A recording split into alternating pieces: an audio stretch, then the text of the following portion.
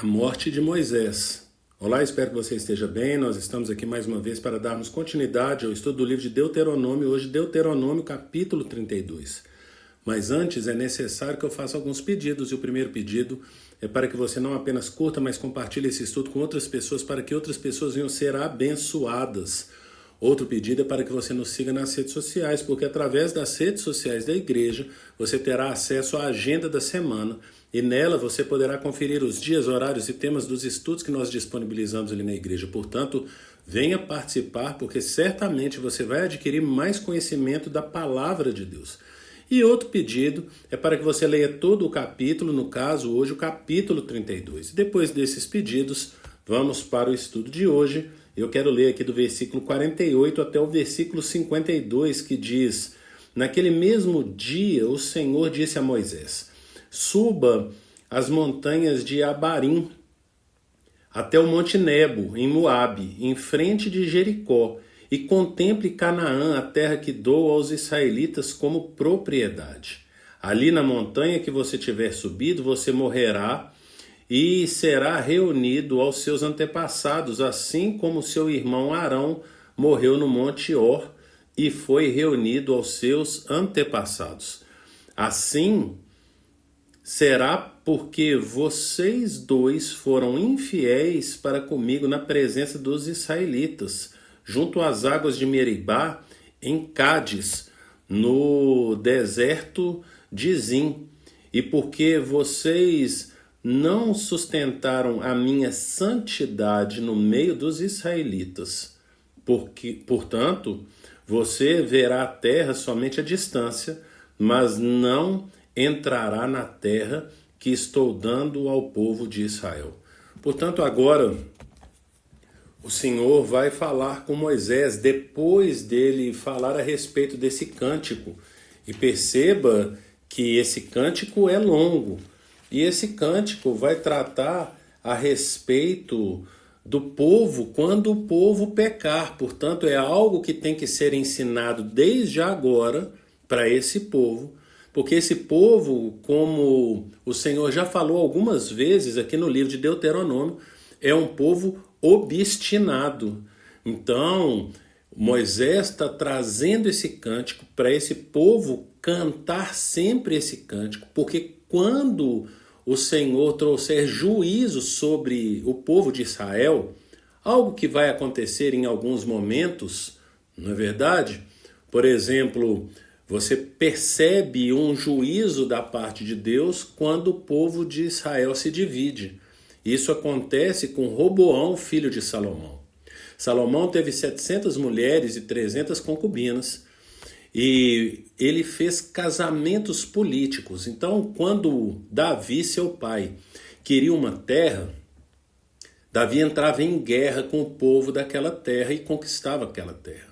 Salomão, ao contrário do seu pai, ao invés de guerrear, ele fazia casamentos políticos. Então ele procurava saber quem era o dono da terra, casava com o filho, com a filha do dono da terra, e pedia aquela terra como parte, então, ali do pagamento por causa desse casamento com a filha dele. Então, era assim que Salomão estendeu o território de Israel.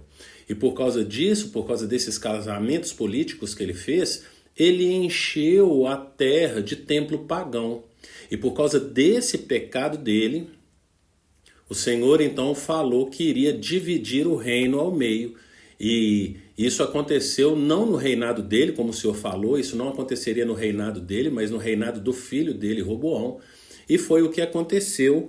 E aí, por causa desse pecado de Salomão, então o reino foi dividido ao meio. Roboão, filho de Salomão, ficou com 2 tribos, Judá e Benjamim. E Jeroboão ficou então com outras 10 tribos. A capital dessas 10 tribos era então ali Samaria. E o nome desse reino do norte era Israel. O reino do sul era chamado de Sião ou de Judá. E a capital do reino do sul Jerusalém. E, portanto, o que nós percebemos é que houve esse primeiro juízo da parte de Deus por causa da infidelidade de Salomão quando encheu a terra de templo pagão e houve uma divisão do reino. Mas o reino do norte, depois de passar por 9 dinastias, 9 famílias distintas, cujo nenhum rei fez o que agradava o Senhor, ela foi levado para o exílio assírio no ano 722, 721 a.C. E o reino do sul, ora reis reinavam com justiça, ora reis imitavam as práticas dos reis de Israel. E lembre-se, Israel é o reino do norte.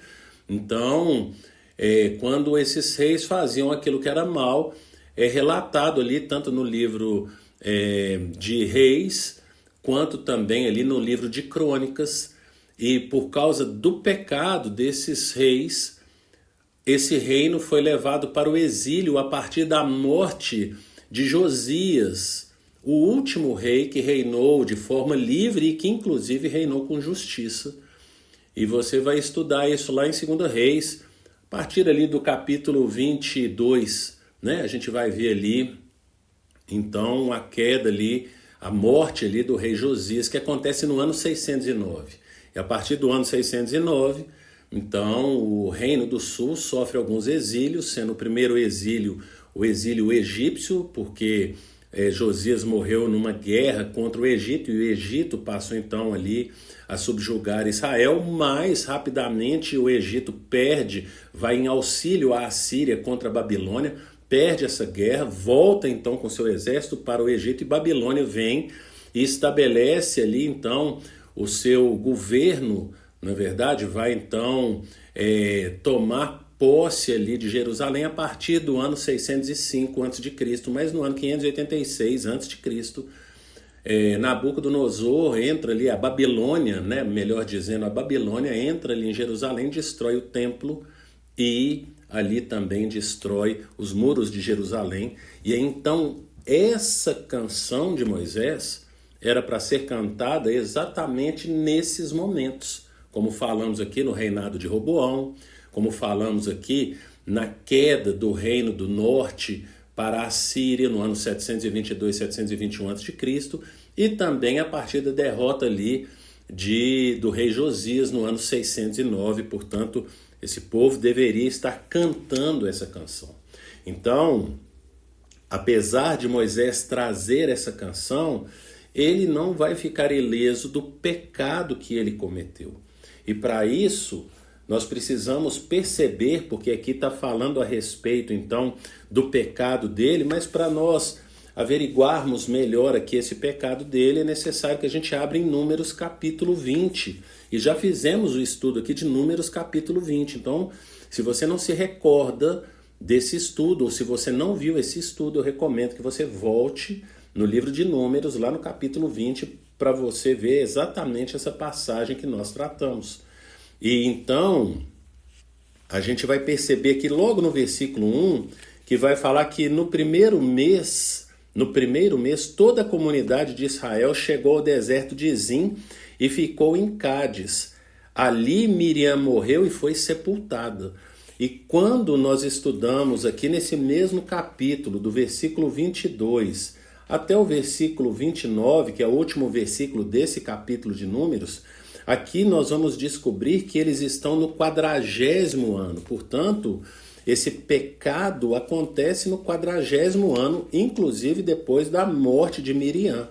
Então nós lemos aqui o versículo 1, mas quando nós vamos ler ali o versículo 11, vai falar assim: então Moisés ergueu o braço e bateu na rocha 2 vezes com a vara. Jorrou água e a comunidade e os rebanhos beberam.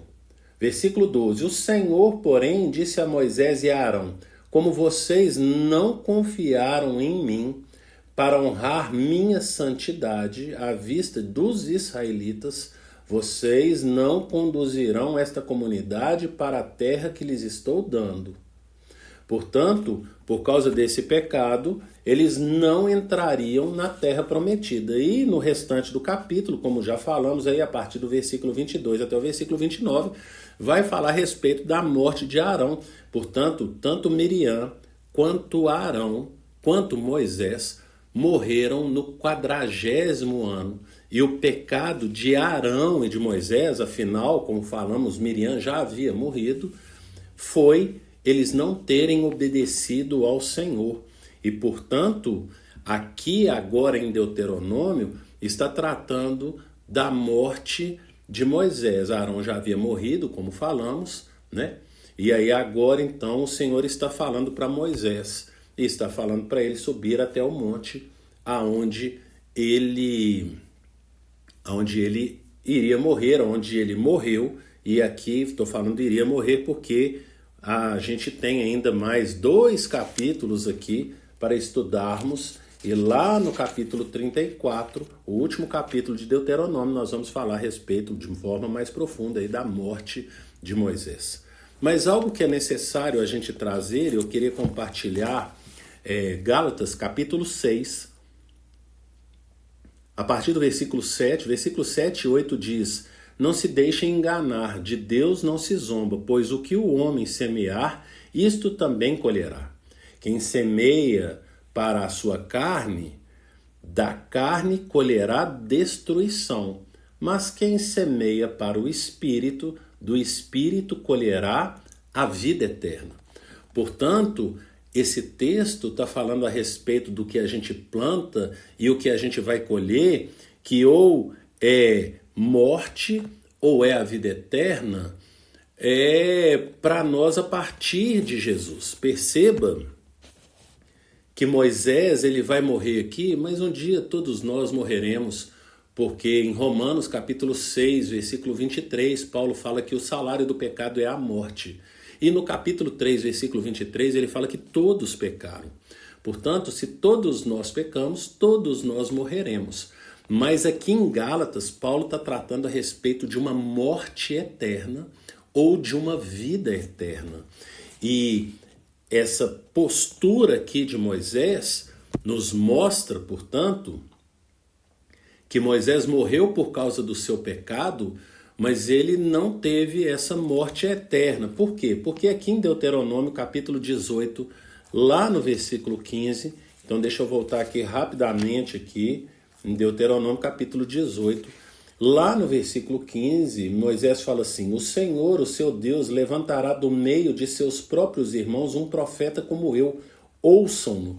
Portanto, aqui, quando nós estudamos o capítulo 18 de Deuteronômio, eu fiz questão de destacar que esse texto é um texto cristocêntrico, aonde Moisés está apontando para Cristo, que é a solução para os nossos pecados.